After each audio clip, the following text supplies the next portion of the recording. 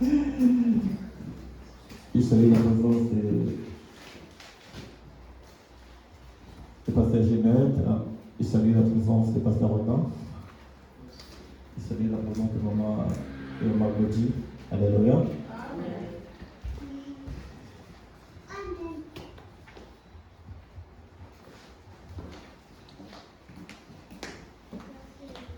J'aimerais commencer. Oh, Emael, ngora ngalolai. Oh, Emael, ngora ngalolai. Yoki posa komata nalola. Nato yemba.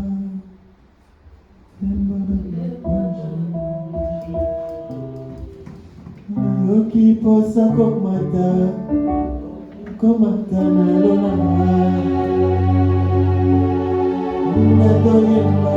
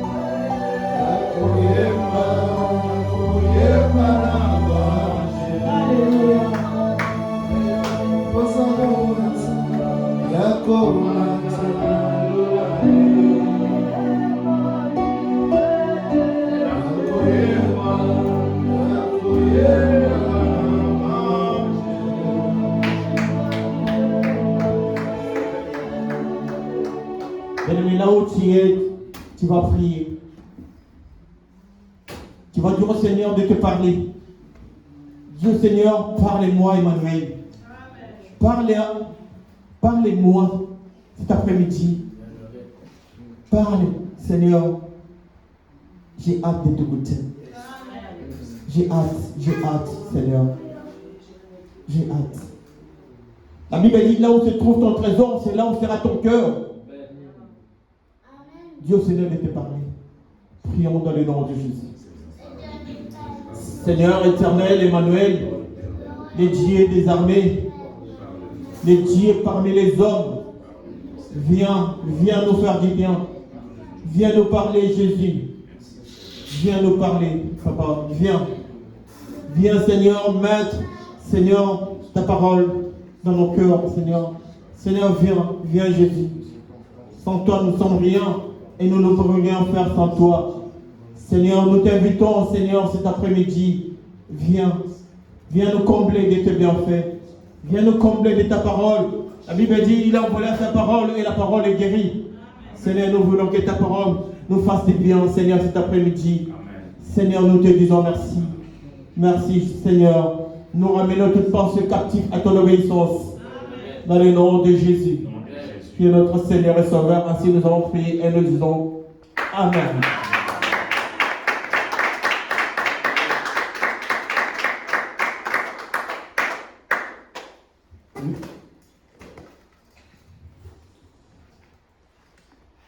Je dis merci au pasteur Rodan pour cette opportunité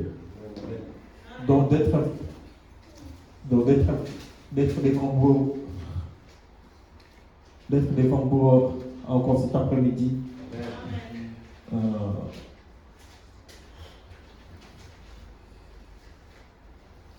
Merci à toute l'équipe.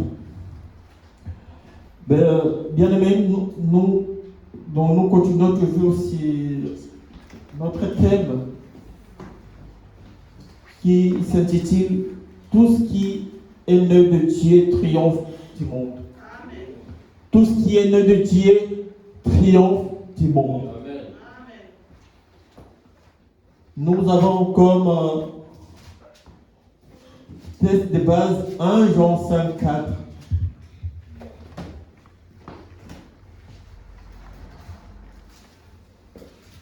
1 Jean chapitre 5 verset 4.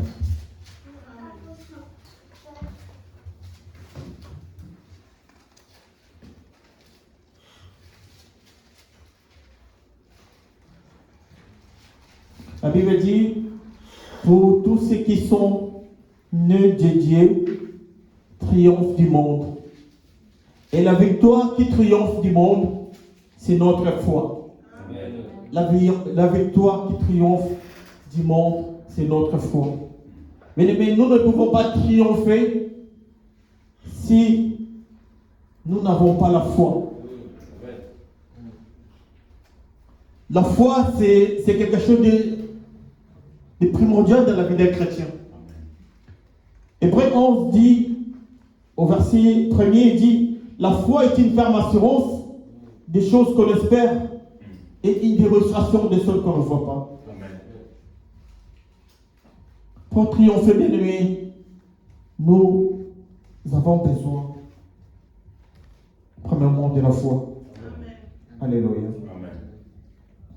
Donc, j'ai vu dans les dictionnaires les mots triompher. Triompher, ça veut dire remporter une victoire.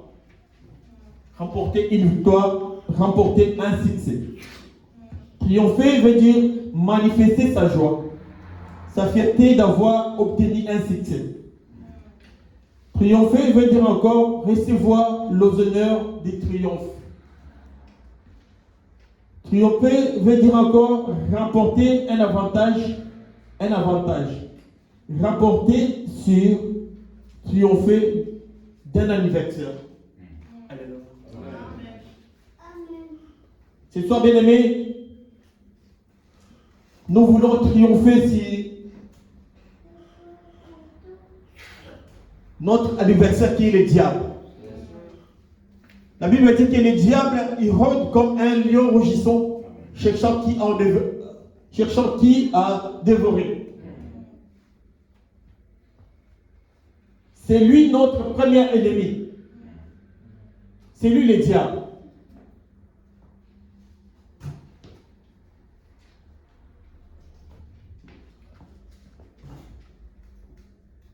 L'apôtre Jean nous parle ici de victoire. Alléluia. Et même de triompher sur le monde. Or, on ne peut triompher que d'un ennemi. On ne peut triompher que d'un ennemi. Il ensuite donc le monde est notre ennemi. Le monde est notre ennemi. Si nous lisons Jacques au verset 4, au chapitre 4, au verset 4, la Bible dit, celui qui aime le monde, il est quoi? Il est ennemi de Dieu. Celui qui aime le monde est ennemi de Dieu. Celui qui aime le monde est ennemi de Dieu. Pourquoi, bien-aimés? Nous sommes du monde, mais nous ne sommes pas de ce monde. Nous vivons dans ce monde ici, mais nous ne sommes pas dans ce monde.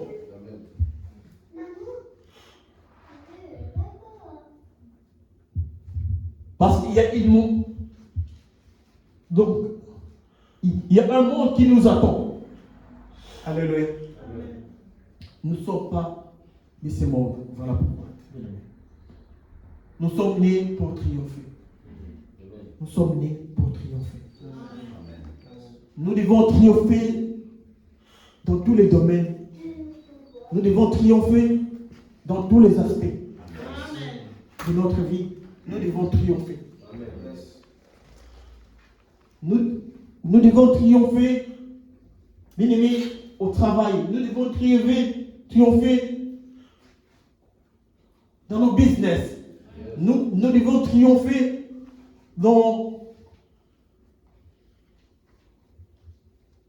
partout, dans l'université. Nous devons triompher, bien aimés. Tout ce que nous pouvons faire, nous devons triompher, bien aimés.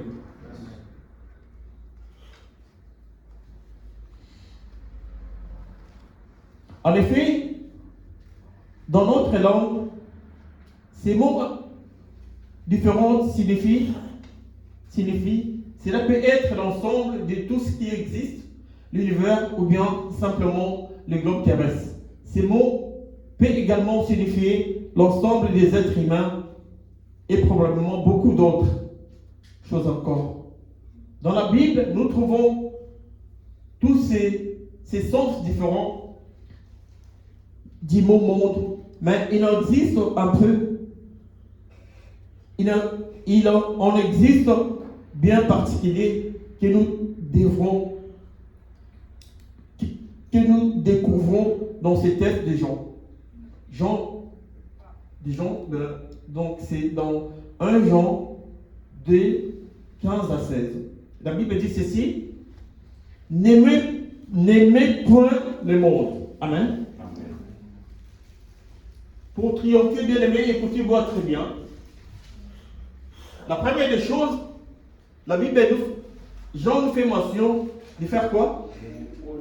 N'aimez point le monde, ni les choses qui sont dans le monde.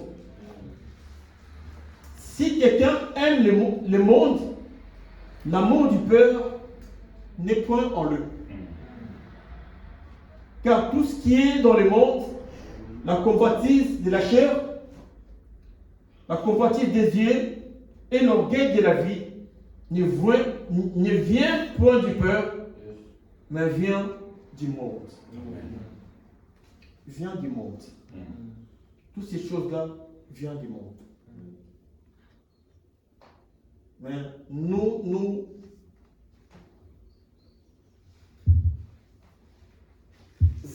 allons nous focaliser sur les choses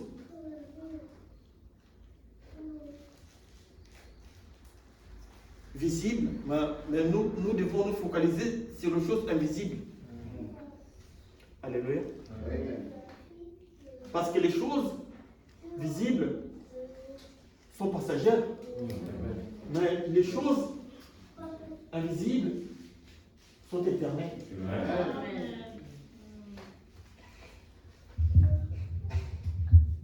Il s'agit là de l'état de l'esprit d'hommes qui ont rejeté Dieu et qui l'ont remplacé par une vaine et égoïste recherchent de leur propre satisfaction, comme dit l'apôtre. L'apôtre dit ceci, ils ont pour Dieu leur ventre, ils mettent leur gloire dans ce qui fait leur honte. Ils ne pensent qu'aux choses de la terre. Amen. Amen. Philippiens, chapitre 3, au verset 19. Si vous voulez être débarrassé de cette gangrène mortelle du monde, il n'existe qu'un seul remède. Si vous voulez se débarrasser de cette gangrène du monde, il n'existe qu'un seul remède. Il n'existe qu'un seul remède. Le remède, c'est quoi? C'est croire au Seigneur Jésus-Christ. Qui seul peut nous faire connaître, qui seul peut vous faire naître à une vie nouvelle. Amen. Amen. Étant alors né de Dieu, vous pouvez, par votre foi, avoir une pleine victoire sur les petites sélections des mondes dépravés. Amen. Quel que soit l'intellectuel, moral ou spirituel. Alléluia. Pour triompher du monde. Nous avons dit triompher veut dire remporter une victoire ou un succès. Mais j'aimerais parler d'un homme, un homme qui a triomphé. Donc, je pense que vous connaissez bien de cet homme. Il s'appelle David. David a triomphé devant Goliath. Dans le livre de 1 Samuel, au verset 17,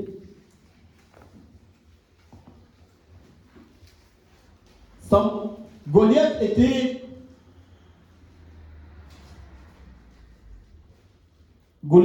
un Philistin de Gath. Gath, c'est parmi les cinq villes des Philistins.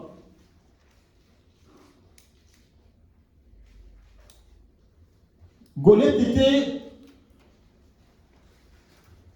plus élancé. Sa taille était de 6 coudées.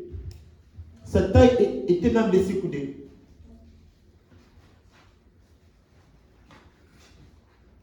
Donc les Israéliens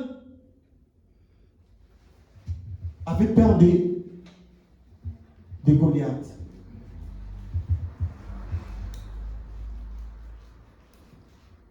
Goliath portait un casque de rein. Goliath portait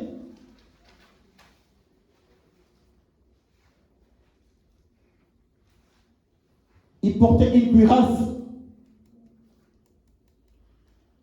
avec les écailles.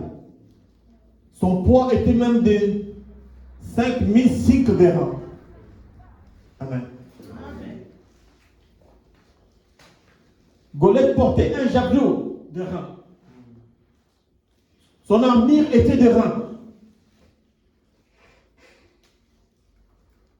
Lorsque Goliath venait devant les peuples d'Israël, les peuples fuyaient. Ils fuyaient devant Goliath. Ils fuyaient devant Goliath. Ils fuyaient devant Goliath. Amen. Amen. Goliath avait fait un défi. Donc si vous lisez 1 Samuel 17 au verset 9 à 10, il a défié les peuples d'Israël. Il dit, est-ce que aujourd'hui je vous jette un défi? Est-ce que vous pouvez me donner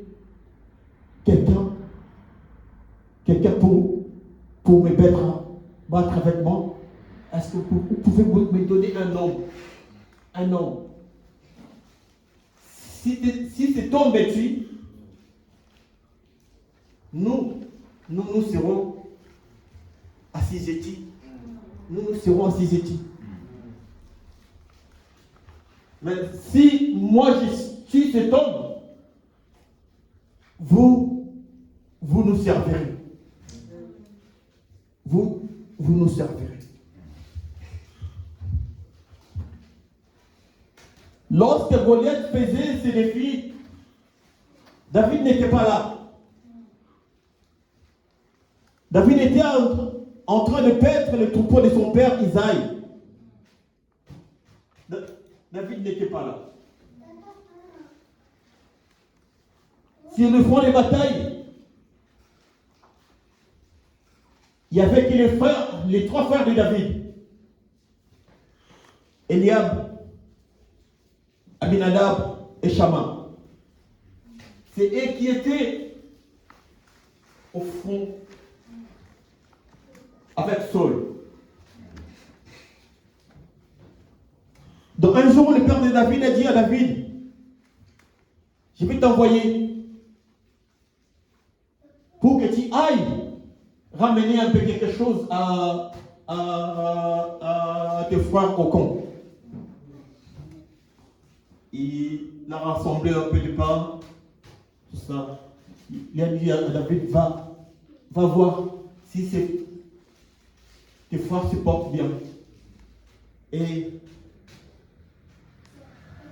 après avoir vu tes frères, tu me feras signe, tu me feras signe, tu me feras signe. Lorsque David est allé là-bas, il arriva. David s'est précipité directement donc pour aller au champ de bataille. Et c'est là où, pour la deuxième fois, Goliath est venu encore pour défier encore le peuple d'Israël. Et c'est là où David avait entendu. C'est là où David avait entendu ce que Goliath disait. David a dit, mais quel est cet incirconcis qui incite notre Dieu? Quel est cet incirconcis? Quel est cet incirconcis qui incite notre Dieu?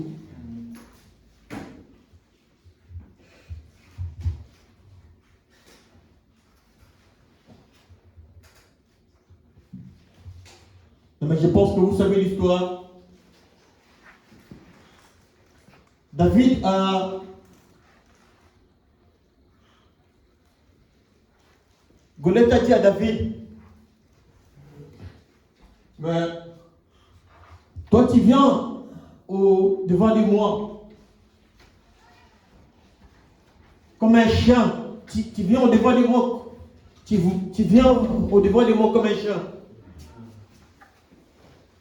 Comme un chien avec des bâtons. Je ne suis pas un chien. Je ne suis pas un chien. David répliqua à Goliath en lui disant, non mais toi tu viens avec tes épées, tes javelins.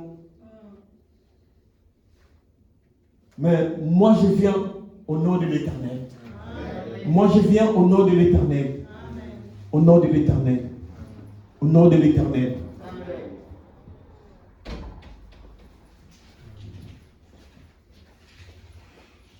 Goliath avait quelqu'un qui s'occupait tout simplement de son armure. Cet homme se mettait devant. Mais David a dit, aujourd'hui moi je vais terrasser cet homme. Aujourd'hui moi je vais terrasser cet homme bien-aimé. Je vais terrasser cet homme bien-aimé.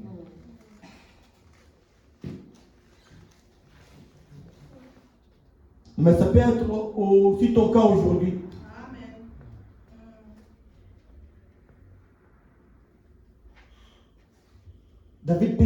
dans ta vie. La maladie peut s'élever dans ta vie.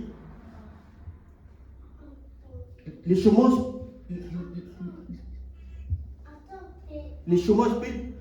peut t'élever dans ta vie. Des situations difficiles, bien aimé. Mais sache-le qui bien aimé. Tu es appelé pour vaincre David. Amen.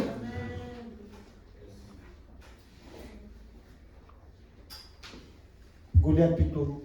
Tu es appelé pour vaincre Goliath. Amen. David était plus petit.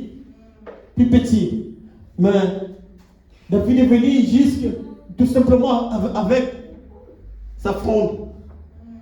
David est venu à ramener tout simplement sa fronde et ses 5 pierres. Non mais, parmi ces 5 pierres, non mais il n'a pas utilisé donc l'ensemble des pierres. Alléluia. Amen. Tu es David bien-aimé. Tu es David. Dieu t'a appelé bien-aimé pour triompher. Amen. Pour triompher les Goliaths qui s'élèvent dans ta vie. Amen. Alléluia. Amen. Tout ce qui est né de Dieu triomphe du monde. Amen. Nous sommes appelés à triompher. Nous sommes appelés à triompher. David a triomphé. Amen. Amen. David a triomphé. Bien aimé.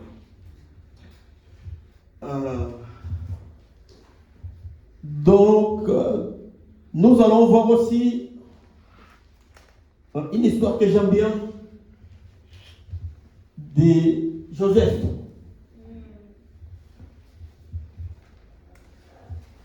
Joseph, donc si nous lisons Genèse 39, Genèse 40, Genèse 41, nous allons voir l'histoire impressionnante de Joseph. Joseph a été vendu par ses frères. Amen.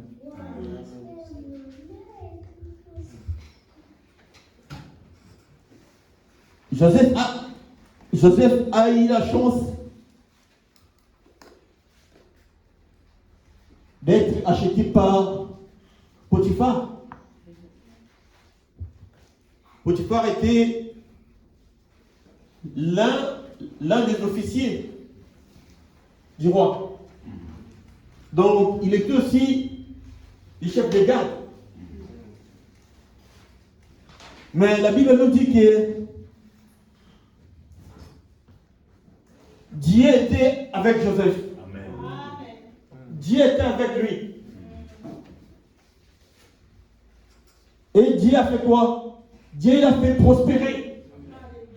Dieu l'a fait prospérer.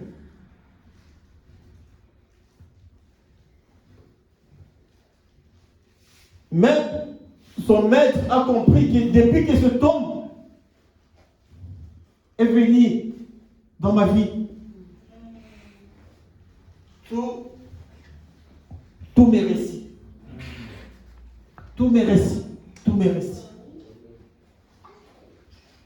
Il a compris cela, il a dit non. C'était vrai. Moi, je vais l'employer. C'était vrai. Il sera à mon service.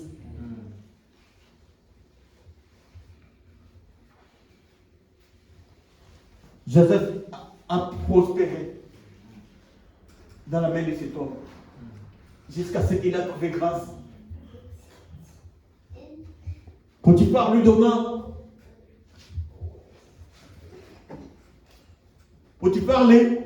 l'établit dans sa maison. Il lui donna la charge de toute sa maison. de toute sa maison. De toute sa maison, mais justement, par tout simplement sa femme. Mais Joseph avait la charge de toutes choses dans sa maison. Pourquoi? Parce que Dieu était avec lui. Bien-aimés dans le Seigneur, si nous marchons avec Dieu, si nous sommes avec Dieu, les portes s'ouvriront pour nous. Amen.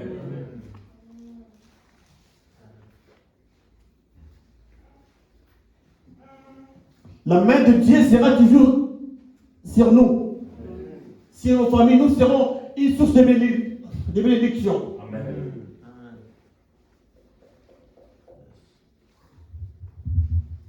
Dieu était avec Joseph.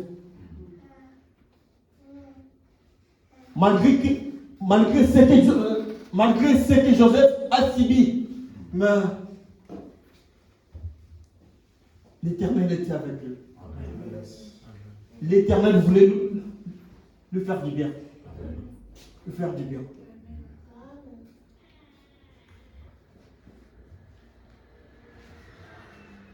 La femme de Potiphar, la Bible nous dit dans 37 chapitre 39 au verset 7, jeta son regard à Joseph. Amen. Il aimait Joseph. Il aimait Joseph. Mais Joseph ne pouvait pas parce qu'il savait très bien que c'est la femme de son maître. Il ne pouvait pas faire cela. Alléluia. Bien aimé, combien de fois dans nos vies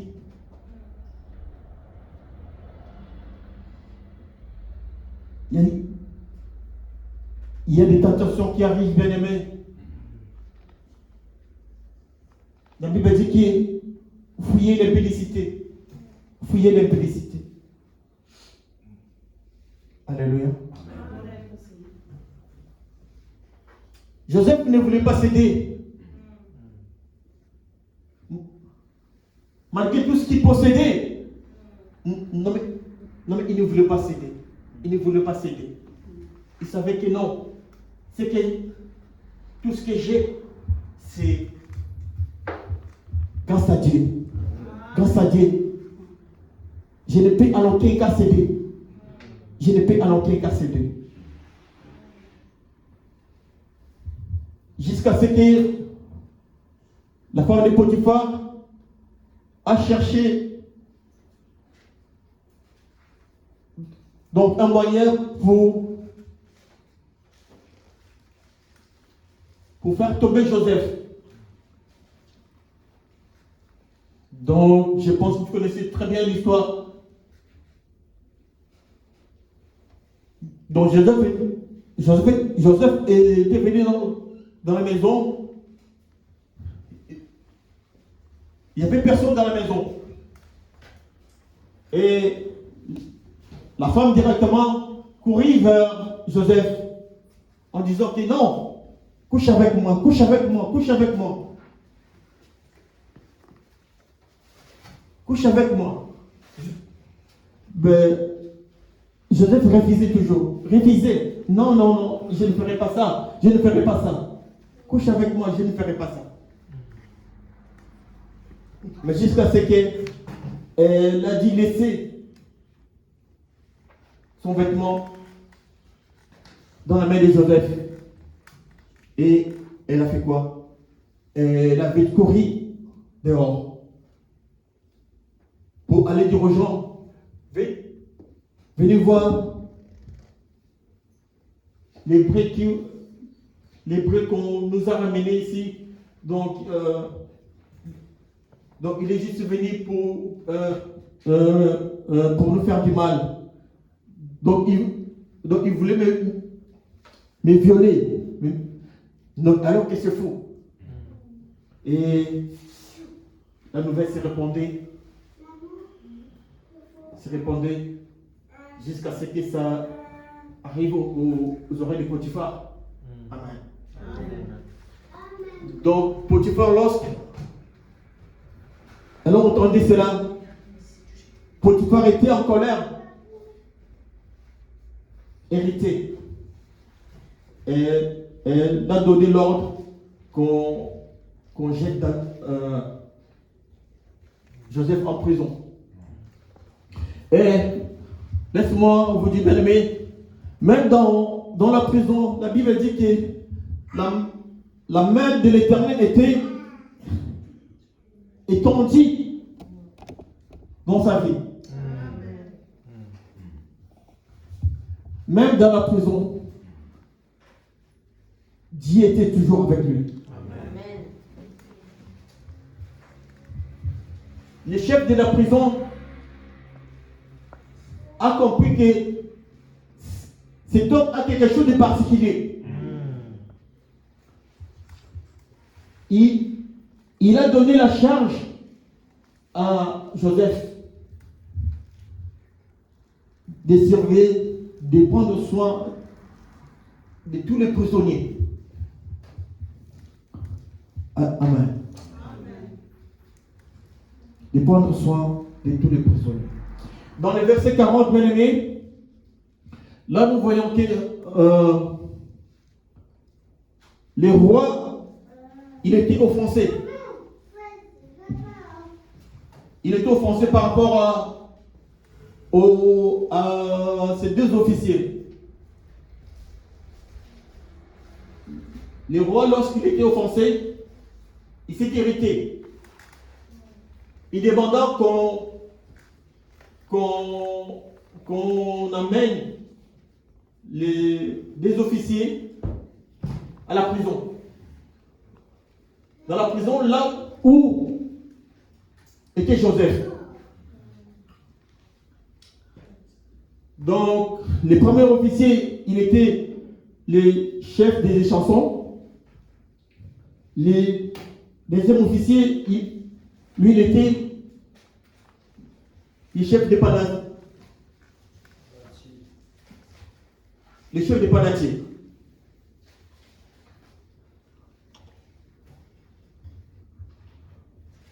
Un jour, bien aimé, les deux chefs, ils ont eu un songe dans la prison. Le même jour, ils ont eu un songe. Mais ils étaient restés un peu tristes. Mais donc Joseph, en les voyant, il a compris qu'il y avait quelque chose. Ils étaient tous tristes. Il a demandé la question, est-ce qu'il y a quelque chose qui ne va pas? Oh non, ben, donc on a fait un songe. Voilà, ceci, c'est là, tout ça. Donc, Joseph a dit au premier, les chefs des chansons, il a dit, mais quant à toi, tu seras rétabli. Tu seras rétabli, mais lorsque tu seras établi, souviens-toi de moi. Souviens-toi de moi, ne m'oublie pas. Souviens-toi de moi. Souviens-toi de moi. Donc pour les seconds, je n'ai pas dit, toi, on va te pendre. On va te pendre. On va te pendre. On va te pendre. Et c'est tout. Donc, ce qui est donc très important, c'est dans le verset 41. Je vais lire un peu. Dans le verset 41 dit ceci, au verset 1. Au bout de 2 ans, Pharaon eut un songe. Voici, il s'était né près du fleuve. Et voici 7 vaches. Et voici 7 vaches belles, à voir grasse de chair, montèrent hors du fleuve et se mirent à paître dans la prairie. 7 autres vaches laides, à voir maigres de chair, montèrent derrière elles, hors du fleuve, et se tinrent à leur côté sur le bord du fleuve. Au verset 4, les vaches laides, à voir maigres de chair, mangèrent les 7 vaches belles, à voir grasses de chair. Et Pharaon se réveilla. Ici, verset 5, il s'est rendormi, et un autre, il y eut un second songe. Voici 7 épis grands et beaux montèrent sur une même tige. Et cet épi maigre et brûlé par les vents d'Orient poussèrent après eux. Les épis maigres engloutirent les 7 épis gras et pleins. Et Pharaon se réveilla, voilà les songes. Le matin, Pharaon eut l'esprit agité. Il fit appeler tous les magiciens et tous les sages de l'Égypte. Il leur racontèrent ces songes, mais personne ne put l'expliquer à Pharaon. Amen. Amen. Personne ne fit expliquer à Pharaon. Personne ne fit expliquer à Pharaon. Et heureusement, lorsque le chef des chansons, il s'est souvenu,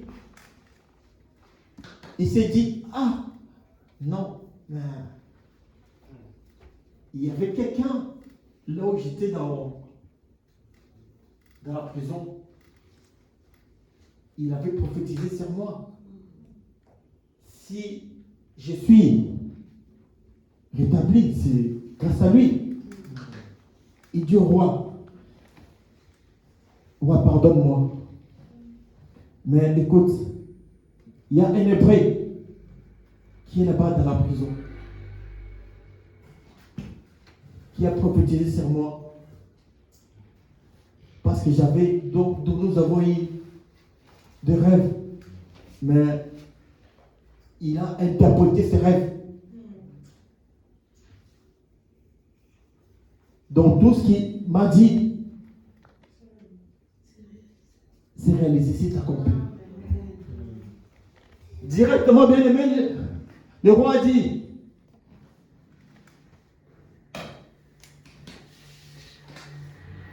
faites sortir Joseph de la prison. Amen. Faites sortir Joseph de la prison.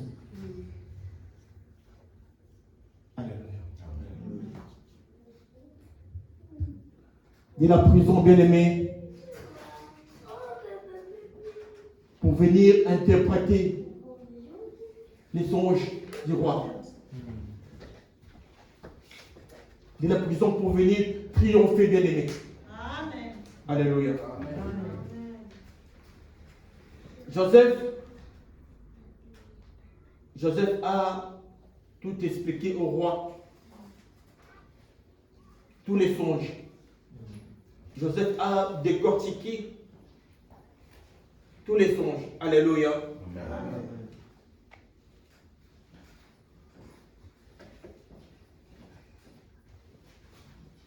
Donc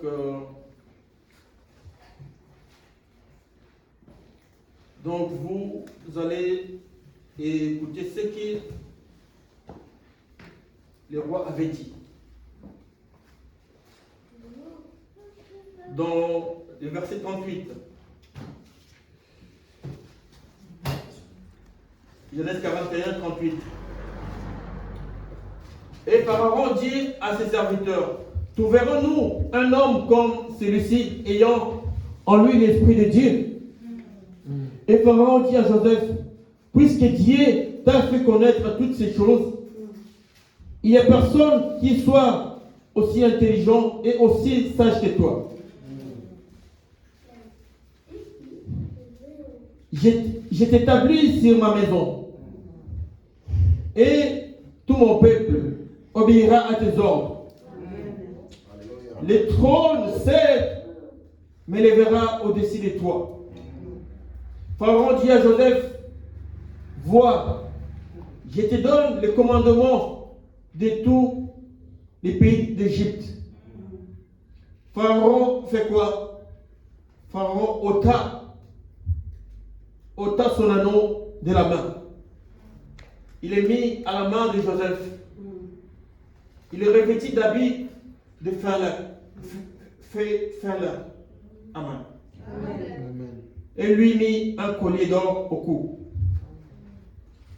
Il le fit monter sur les chars, puis suivait les siens. Et l'on cria devant lui, à genoux. C'est ainsi que Pharaon lui donna le commandement et de tout le pays d'Égypte. Alléluia.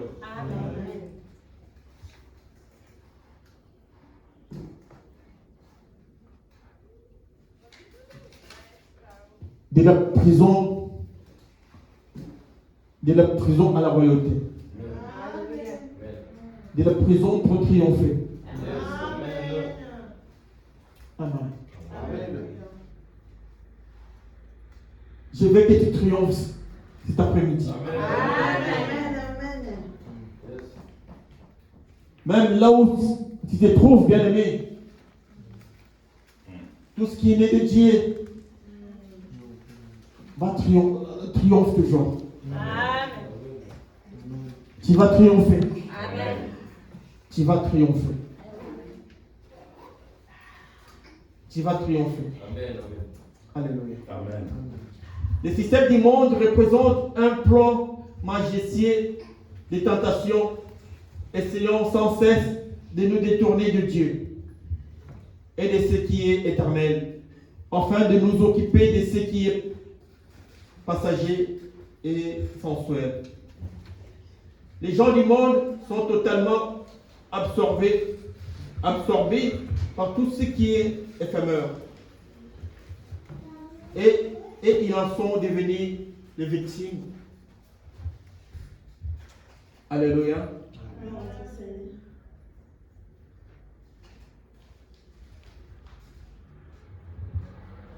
Les secrets de la victoire pour triompher. Les secrets de la victoire pour triompher. Bien-aimé, pour triompher, bien-aimé, c'est l'homme né de Dieu triomphe réellement du monde. Amen. C'est l'homme né de Dieu triomphe réellement du monde. Amen.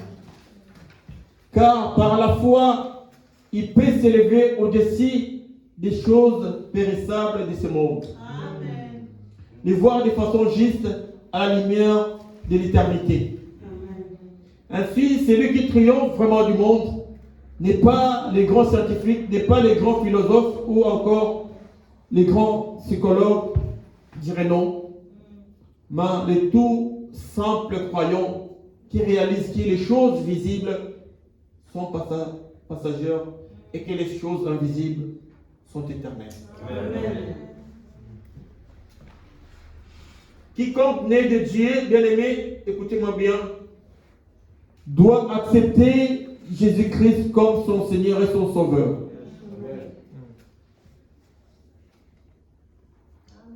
Amen. 1 Jean chapitre 1 Jean 5 au verset 1.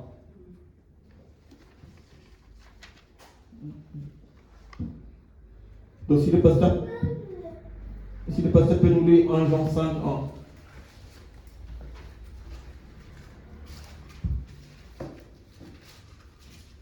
1 Jean 5, le verset 1, la Bible dit « Quiconque croit que Jésus est le Christ est né des dieux, et quiconque aime celui qui l'a engendré, aime aussi celui qui est né de lui. » Amen. Amen. Deuxièmement, quiconque né de Dieu doit s'abstenir de tout ce qui est mal et péché. 1 Jean 3, 9.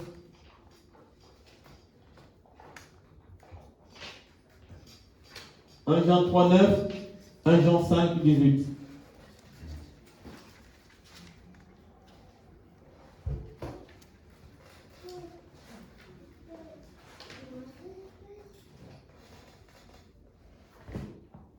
Un Jean 3, 9, et puis 1 Jean 5, 18. Je lis la parole de Dieu. C'est 1 Jean 3 combien? 1 Jean 3, 9. Je lis la parole de Dieu. Amen. Quiconque est né de Dieu ne pratique pas le péché, car la sémence de Dieu demeure en lui. Et il ne peut pas pécher parce qu'il est né de Dieu. Parole du Seigneur. Amen. Alléluia. Quiconque est né de Dieu ne fait quoi? Ne pratique pas Ne pratique pas le péché. les péchés. Mais pourquoi il ne pratique pas le péché? Car la sémence de Dieu demeure en lui. Alléluia. Amen. Car la sémence de Dieu demeure en lui. Amen. Amen. Nous devons triompher parce que nous avons la sémence de Dieu. Amen. Nous avons la sémence de Dieu. La sémence de Dieu. 1 Jean 5, 18.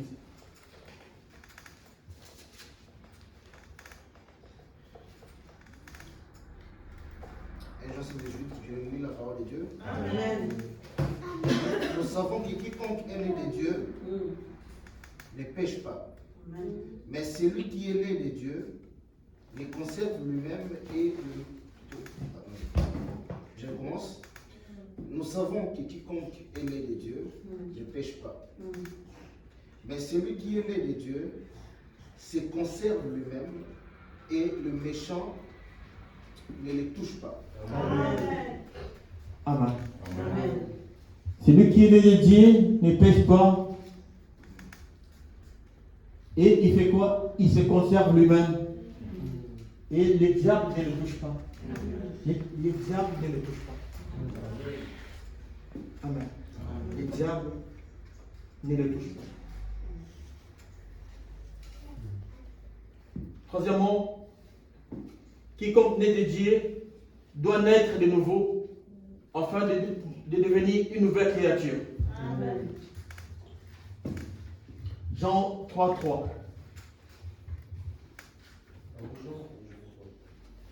Non, Jean chapitre 3, verset 3.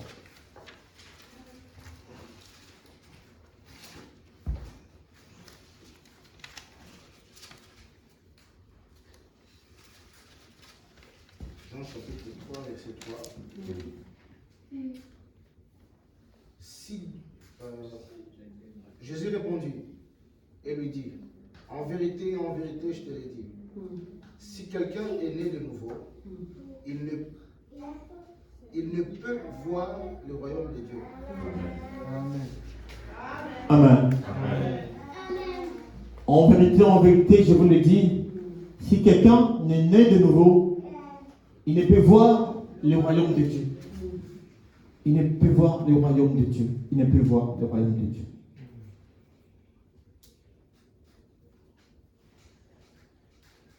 Pour triompher, bien aimé, donc nous sommes appelés à naître de nouveau encore. À naître de nouveau.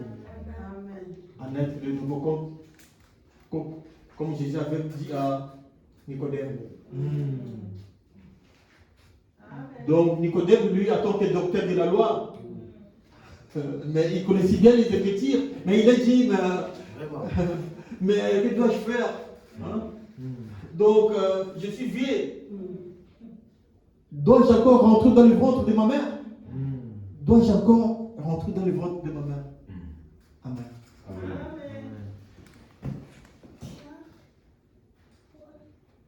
Quatrièmement, quiconque né de Dieu doit marcher selon l'esprit et non selon la chair. Amen. Romains 8, 14.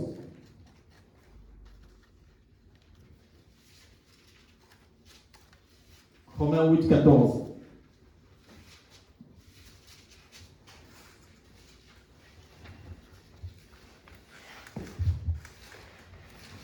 Romains 14, j'ai lu la parole de Dieu. Amen. Car tous ceux qui sont conduits par l'Esprit de Dieu, ceux-là sont fils de Dieu. Amen. La parole du Seigneur.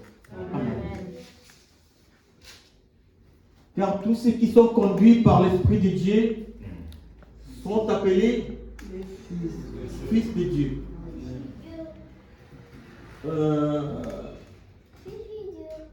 L'homme de Dieu Christ. Est-ce que tu peux me lire Jacques 4, 5?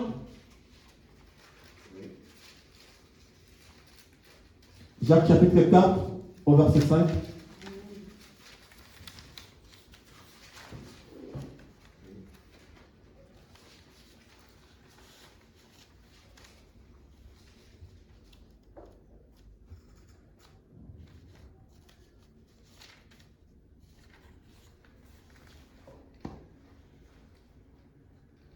Jacques 4. Ouais, 5.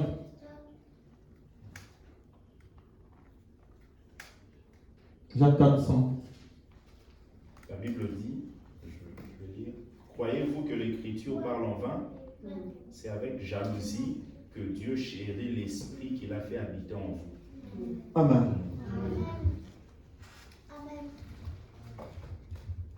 Croyez-vous que c'est en vain que Dieu chérit? Dieu chérit l'esprit qui est en nous. Dieu chérit l'esprit qui est en nous. Amen. Voilà pourquoi, bien aimé, pour triompher du monde, bien aimé, il faut que l'esprit de Dieu soit en nous. Yes. L'esprit de Dieu. Avec l'esprit de Dieu, bien aimé, comme il dit, avec mon esprit, vous ferez de grandes choses. Amen. Nous ferons de grandes choses si l'esprit de Dieu demeure en nous. Amen. Alléluia. Amen.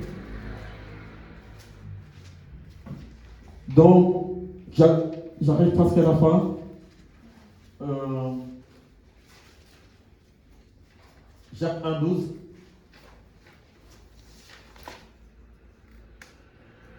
J'ai lu la parole de Dieu. Jacques 1, 12.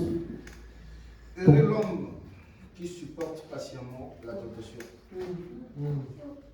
Car après avoir été éprouvé, il recevra la couronne de vie que le Seigneur a promise à ceux qui l'aiment. Amen. Amen. Heureux l'homme qui supporte patiemment la tentation.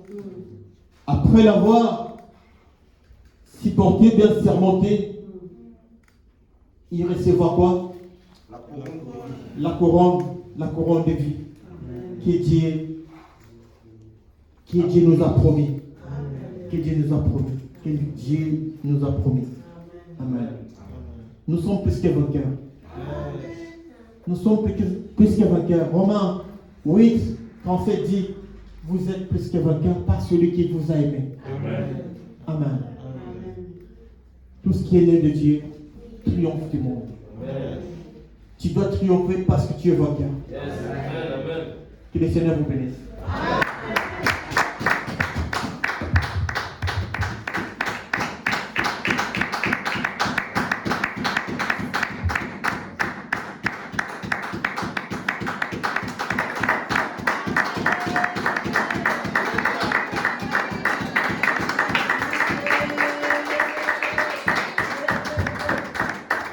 Amen, amen.